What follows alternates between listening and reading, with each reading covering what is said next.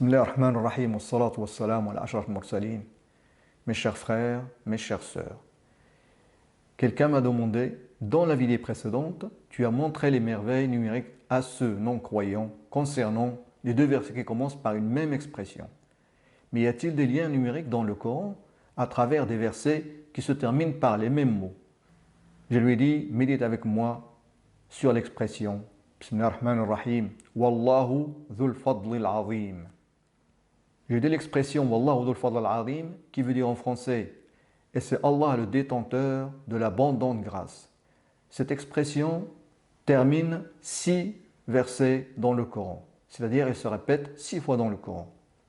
On la trouve à la fin du verset 105 de Surat Al-Baqarah, à la fin du verset 74 de Surat Al-Imran, à la fin du verset 29 de Surat Al-Anfal et à la fin des deux versets 21 et 29 de Surat Al-Hadid et enfin à la fin du verset 4 de Surat Al-Jumu'ah.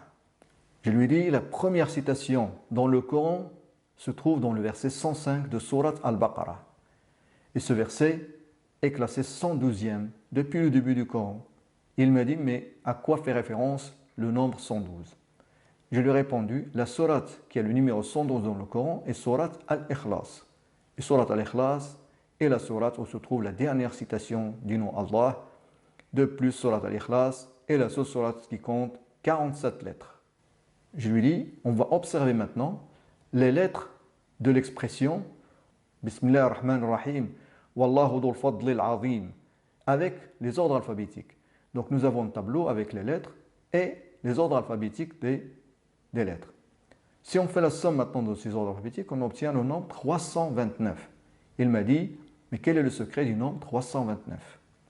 J'ai poursuivi, comme tu peux le constater, le total des ordres alphabétiques de l'expression Wallahu dhul fadlil azim est 329. 329 est égal à 7 fois 47. Donc c'est un multiple du nombre 47. Et comme on l'a vu, la seule sourate dans le Coran qui comporte 47 lettres est sourate Al-Ikhlas. Et c'est dans sourate Al-Ikhlas où se trouve la dernière citation du nom Allah.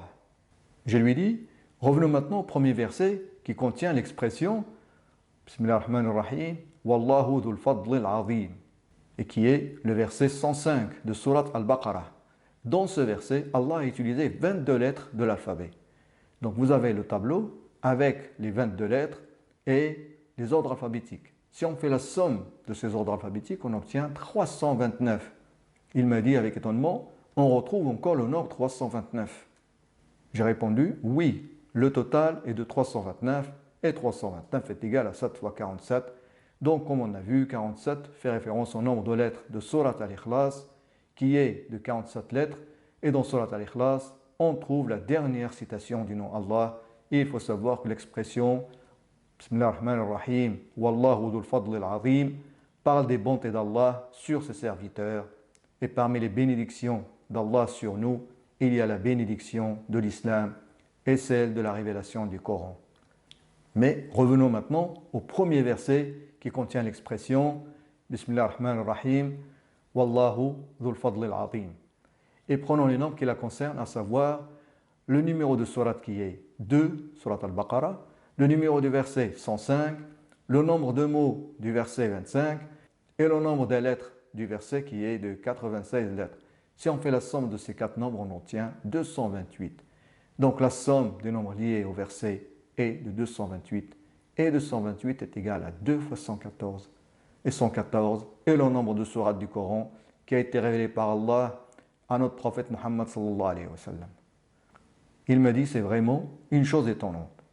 Et n'oublions pas en plus que Surat Muhammad a le numéro 47. Mais comme je suis curieux, qu'en est-il du dernier verset qui contient l'expression Bismillah ar-Rahman ar-Rahim, Wallahu dhul fadlil azim? J'ai répondu, la dernière citation de cette expression se trouve dans le verset 4 de Surat Al-Jumu'ah.